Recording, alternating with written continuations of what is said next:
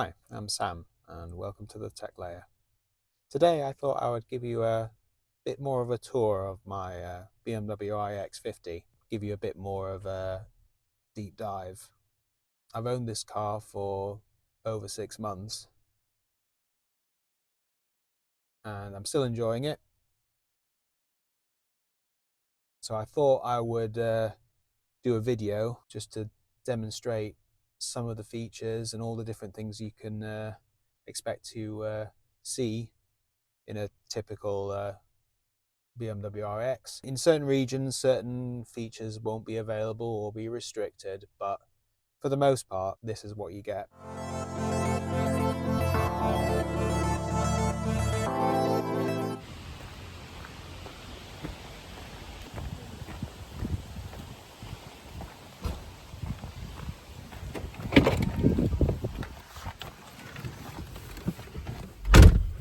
Okay, so this is the main interface.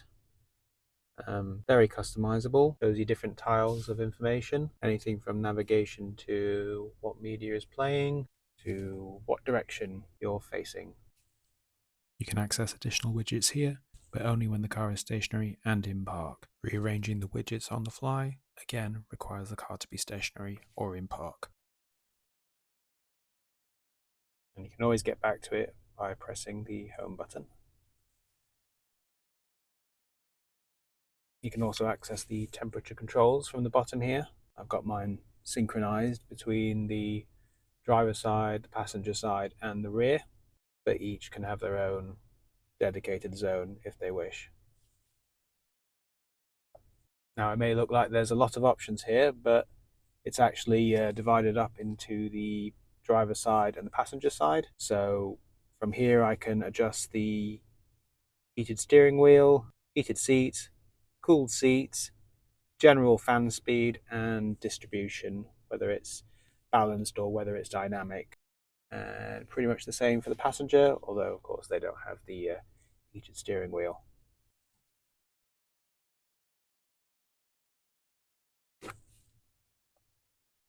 Okay, actually, so heat surfaces and seat, I believe if that is activated, you get a bit of radiant heat from the side panels down here as well, and the elbow rest as well. For obvious reasons, I've got that set for the driver side, but not for the passenger side, because a lot of the times it's just me driving, so that's going to run regardless, and I'd save a little bit of energy in doing that. Not sure if that's made a difference or not, but I probably need to do a test when winter time comes.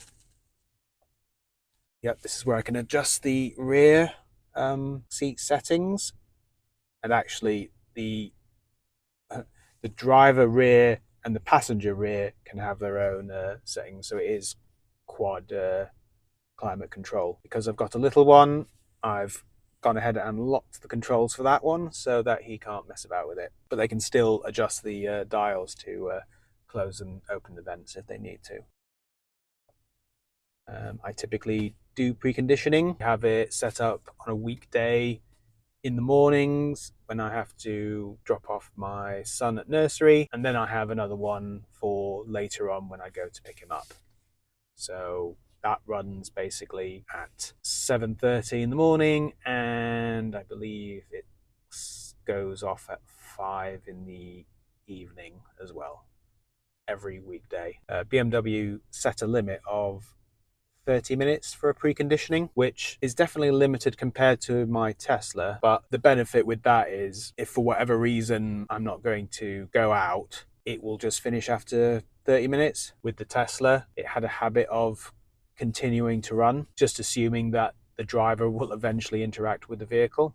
So you would have to go into the app or interact with the car to turn that off. At least with the BMW, it's 30 minutes. I know it's 30 minutes. If I need more time, I can just ask for another 30 minutes from the app.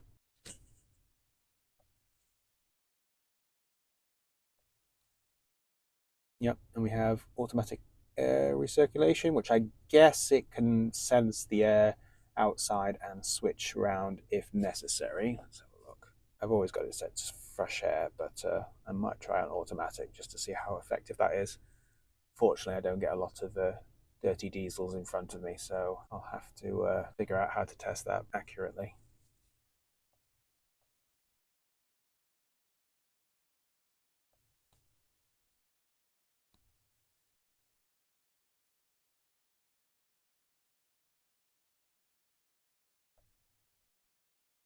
There's a plethora of options in the menu, probably a bit overly complicated, but I guess at least there's an option. So yeah, here's my charging plan with my departure plan, which is for preconditioning. I have it set to charge immediately because when I get home and I plug in, I've got a intelligent go set up on my charger, and that will typically take care of that. So I can also precondition the battery from here if I need to. I think if you're using the built-in navigation and you navigate to a known charger, it does that itself. But for instances where it's not on the map, you can just do it manually here, which is nice. It even, being a typical German, has this option, which basically doesn't really affect you on AC charging, but when you're fast charging, it may restrict the charge rate in order to ensure that the fans don't kick in very loud. So typically at night, you might be in a neighborhood with some fast chargers and you might not want to disturb people's sleep. You can set the option here to basically ensure that the car charges a little bit more slowly, but a lot more quietly, which fortunately all the rapid chargers that I use are never near any domestic houses. I typically keep the car charged to at least 60%. The battery itself already has a buffer, but typically I try to keep it within the middle. That seems to be sufficient for my daily use. And if we actually look here, we're actually just ticked over to 50% now.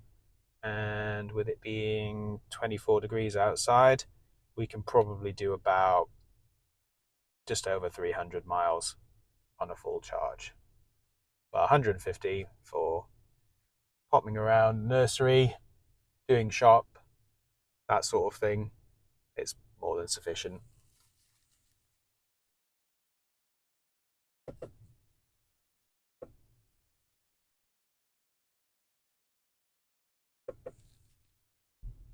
Got the seat settings right here. Now, I'm not sure if this is down to it being the issue with the chip shortage they had a couple of years ago, but annoyingly, only the driver's seat has the massage ability. Passenger doesn't get any of that. So I can change my seat position from here, but I can also have a massage as well. And yep, I can do downwards, upwards. I can change the speed. Oh, I can change the level. Oh, no, I'm already at maximum. And yeah, there's a couple of programs there. I do have to say though, it's I've been told that it's not as strong as say other manufacturers. It can sometimes feel like it's a cat that's massaging you. But to be honest, I have used this a couple of times when on long trips, and it's definitely helped take the edge off. Certainly, this is the first car I've had with seat massaging, and I definitely appreciate having it. It can definitely sort of, like say, help me to get through it without having to stop. Comfort entry, which I think just pushes the seat back. I'm not that big, so I'm usually able to leave it in the current position. And front passenger is going to just be seat positioning. These seats also have heating and cooling. You can hear them, and there's a little bit of airflow, but I don't know. Again, it's one of those things that takes the edge off. It's not something that's going to be so cold that it's going to be uncomfortable.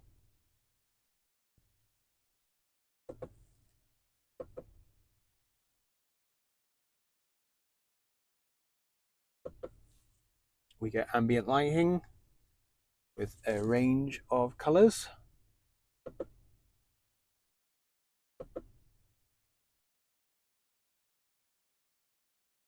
I like to have mine on electrifying blue.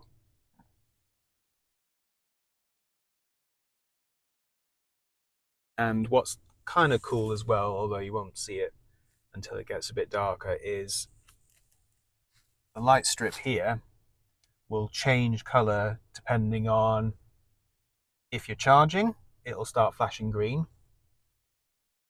If there's a warning, like say for example, I'm opening the door, I'm getting my son out, and a car's going past, it'll flash red to indicate danger.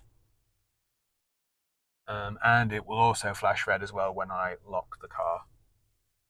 So it's nice to have a little bit of visual feedback.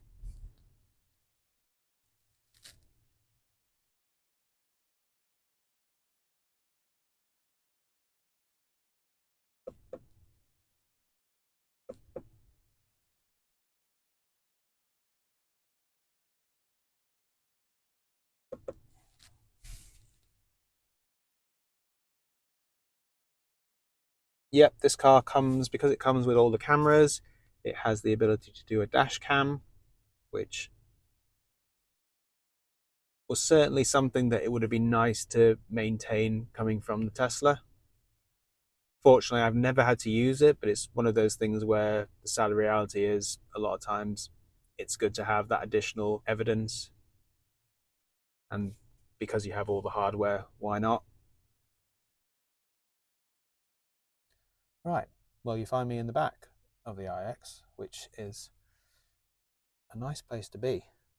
Plenty of space, and I'm 5'8" and plenty of headroom, plenty of leg room. The driver's seat is in my standard position. I've got my climate controls here. You'll notice there's a padlock. That's the controls locked so that little one can't mess about with them. But you would typically be able to control your own climate control, fan speed, temperature, direction, and even heated seats, should you wish. With my spec, I know sometimes it varies. You can get 1 or 2 USB-Cs. I've got 2, and a fun fact to know is that these 2 can power up to 40 watts, whereas all the ports in the front only go up to 15. I suppose the rationale for that is you're more likely to be working on a tablet or a laptop in the back as opposed to in the front, where it's a bit clunky and there's not really a lot of space. In what is effectively our hark to the old Tesla days, I've got the button to unlock the car, or to unlock the door, sorry. Handle here. There is an emergency handle just here as well, which I typically have child lock set because little one can probably just get his foot to that button. Got some coat hooks. Got one here, another one here, and one here, and one that's covered up just here. So yeah, let's get out.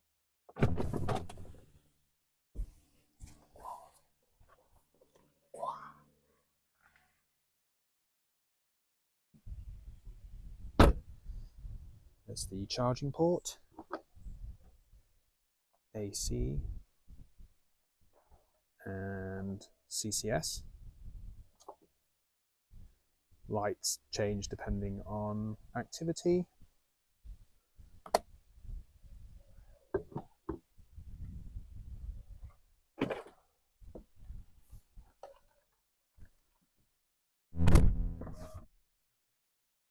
You get this nice fun animation with my face.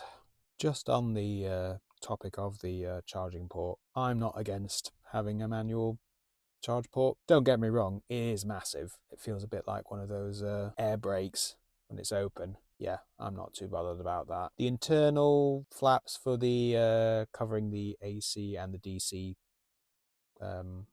points, probably a bit overkill, but again, they don't really get in the way too often.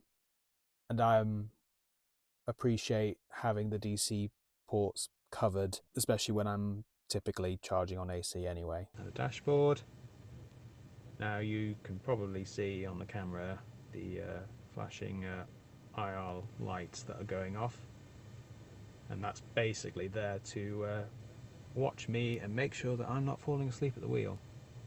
So you can't see those in real life, they're just black. But yeah, as you can see, I've got this is fairly customizable to some extent.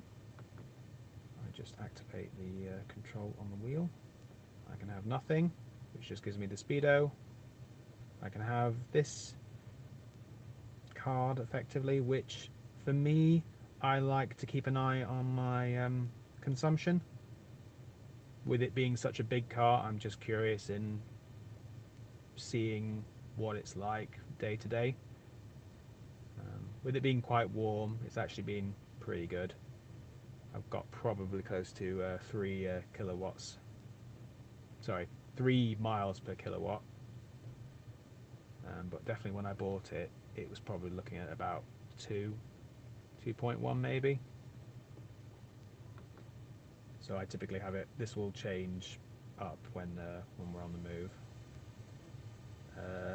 This menu, I think, is the car's estimation of how far it can go if you sort of put your foot down versus what you could do if you drive like an old lady, and then the happy medium in the middle.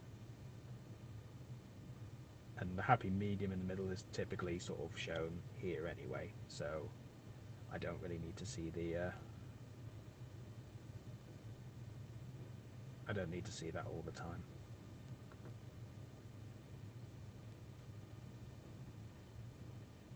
This menu I think is only particularly useful if you're using the active cruise control. It's similar to the Tesla interface in some respects, but it's obviously only doing it in the sense of one car in front of you.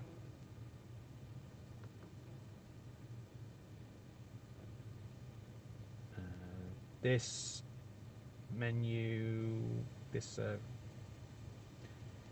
one just shows you directions.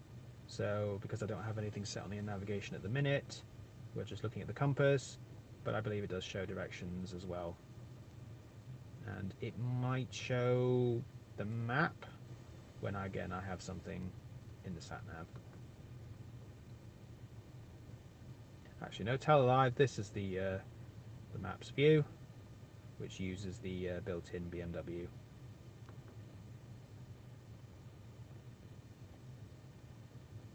I've not tried to use Apple CarPlay or Android Auto with it, so I'm not entirely sure if that can be used here, but considering I've got a big screen right here, I never really use the maps on the dashboard.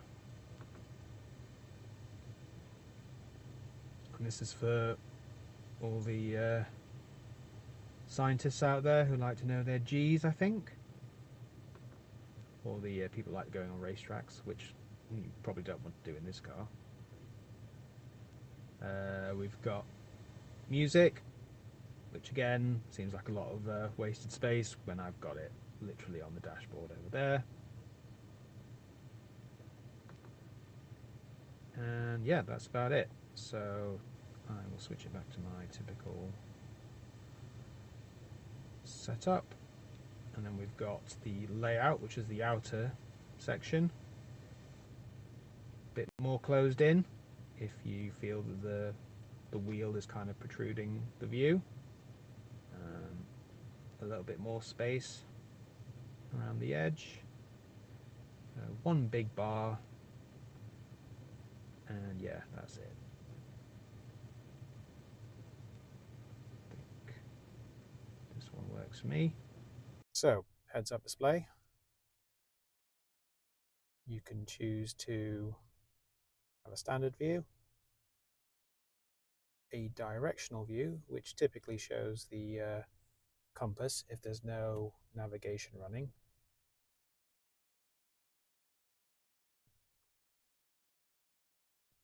You can have the heads up assisted view, which, like I mentioned with the dashboard, is only really useful if you're using the cruise control.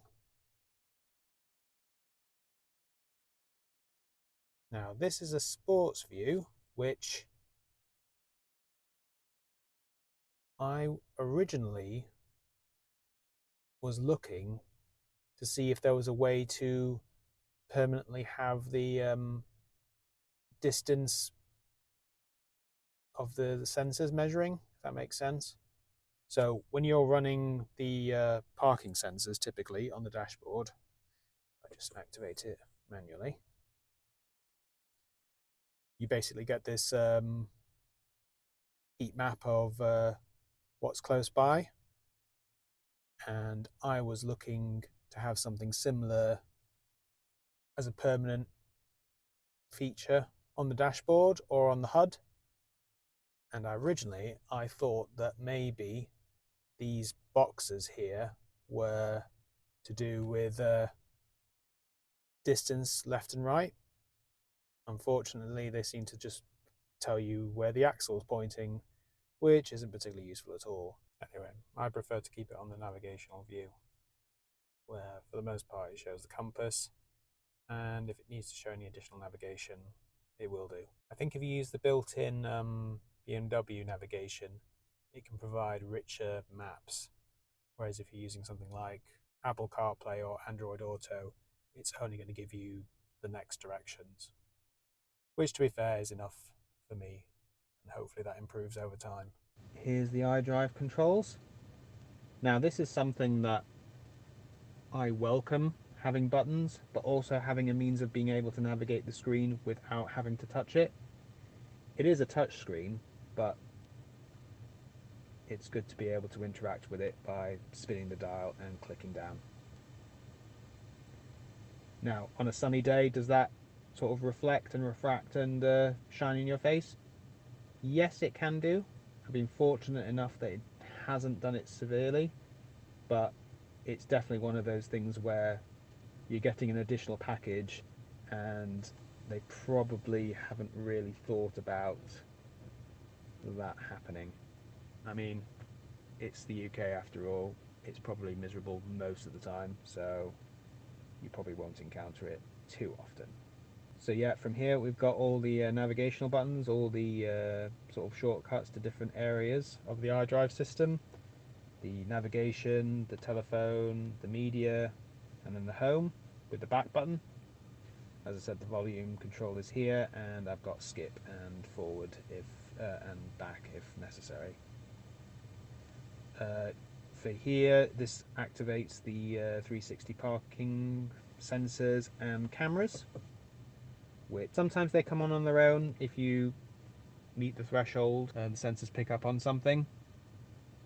But I typically use it for getting on and off my driveway, because I have a sort of narrow turning area with something of a raised wall, and I will typically activate this just when I'm arriving or just before I leave. Because I have the dash cam, also holding this button down should trigger the dash cam to record. This is just a general menu button, which, yeah, or gives me access to driver settings. And this button raises the air suspension to its maximum, so if you're foolish enough to take this off-road, you will want to press this button. I saw a review of it some time ago where they were pitting the iX against other 4x4s, and the guy didn't even press this button, so it did okay considering that it wasn't actually set. We've got the auto handbrake and parking brake and the gear shifting. Because I like to be in B mode, I have to do an additional click down to switch from D to B. And then when I switch into reverse and switch back, I have to do another tap down to switch back into B again. It's becoming more muscle memory, but it's one of those things where the software update could probably fix that for you if they were so inclined to do so. Underneath the iDrive controls, we've got a Qi charging mat with 2 additional USBs. Again, these USBs and the charging mat don't seem to give out too much power, so if you were really wanting to fast charge your phone or any device, you'd probably want to plug it into the back where the 2 USB ports for the chairs are. I think it's 15 watts that these can pretty much take, but I say the wireless charging mat is not quick, but it's okay. In the center console, we've got room for things. If I take this out, it provides quite a bit of space. Put my whole hand in there, so it's pretty reasonable.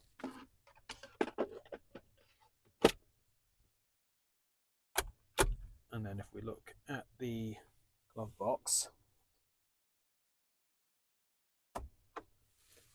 it's just about big enough for the handbook. Annoyingly, you can't lock the glove box, so put things in there at your own risk. As you can see, there's plenty of space in the front as well. So much so that you could actually, if you're not too big, walk across and get out of this side if needed to be. Which, embarrassingly, I had to do because the previously mentioned wall on my driveway was too tall that I couldn't actually open the driver's side door. So I had to, for at least a month, I had to get out of this side, and occasionally have my wife close the door in my face.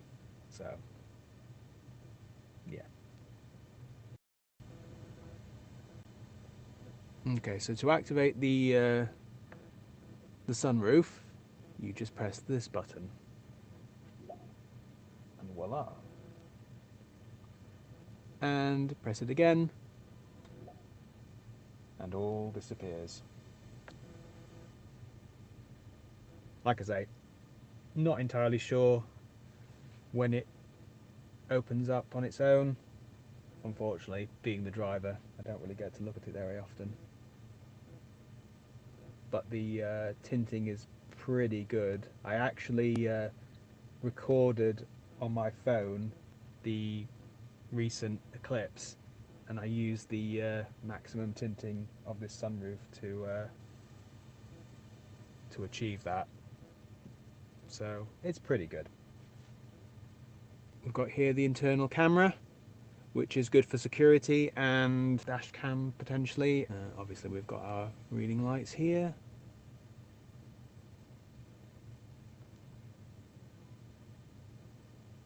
And the general big light over here turns all the lights on. And we have our SOS button. Again, SOS makes sense coming from the Tesla to be up here. The hazard buttons do not.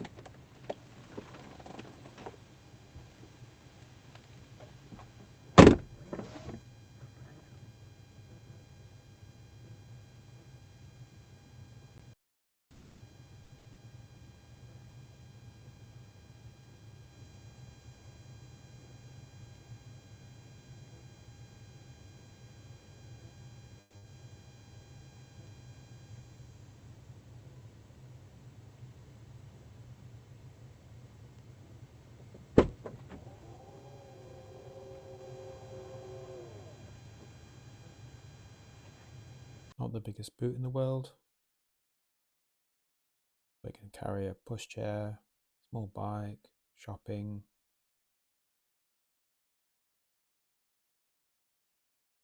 And you even get some underfloor storage. Quite deep, fit all the charging cables, which is good.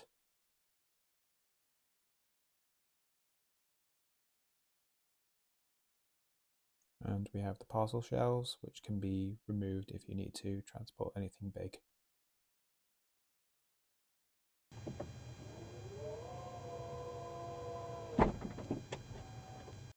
So I went with the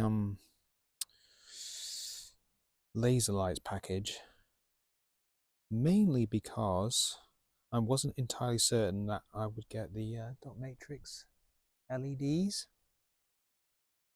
The internet wasn't particularly forthcoming in whether I would actually get that if I didn't have the laser lights. So I thought, considering I'm going to keep this car for a period of time, why not go with that as well? I've not really had much time to check those out, but I've had a brief drive at night, and the dot matrix ability is there. But I would be very interested if someone could comment below as to whether or not you get that same dot matrix capability without the laser lights. Here is the massive kidney grills, which of course have got all the radars and sensors behind them. To say it was quite controversial when it first came out, I actually like the look of it now.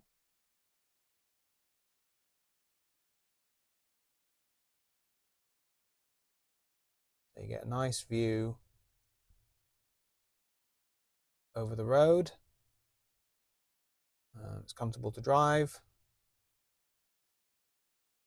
And thanks to all the safety aids,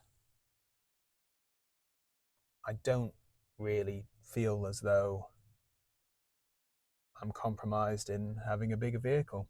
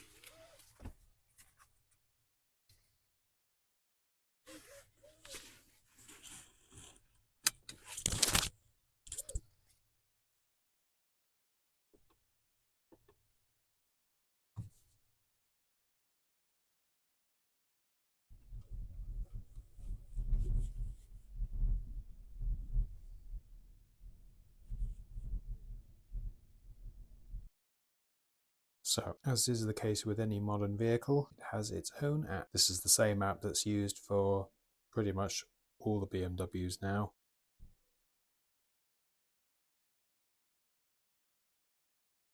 So if we log into that, we can see our range, status, whether the car is locked, unlocked, and we can trigger that from here. Set the climate to run for about 30 minutes if we need to. And basically adjust any additional controls. Now see here it's got the battery preconditioning, which is pretty useful if you're about to leave the house and you'll need to get the battery up to temperature. We also have the 360 view that we get from the cameras. Now the doors were open at the time, so not exactly clear, but I think that's when the alarm was triggered by accident. And then of course we have the internal camera as well, which gives a pretty good view. I think that's me trying to get back into the car to turn the alarm off. In the state of charge, you can set the limit that you want. As mentioned, I typically run this as 60%.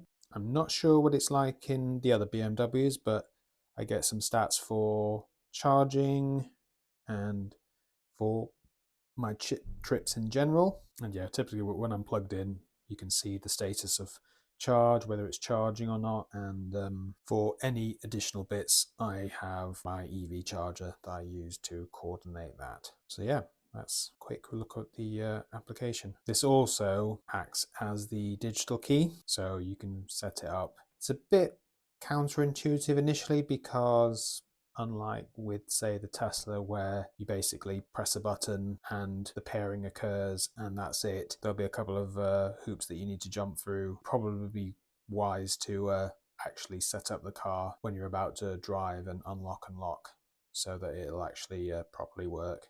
Anyway, I hope that's answered some questions you might have had. If you have any more, or you wanted to look at anything in particular in a bit more detail, throw in a comment and I'll be sure to try and answer those questions for you. Anyway, thanks for watching, and I'll see you in the next one. Bye.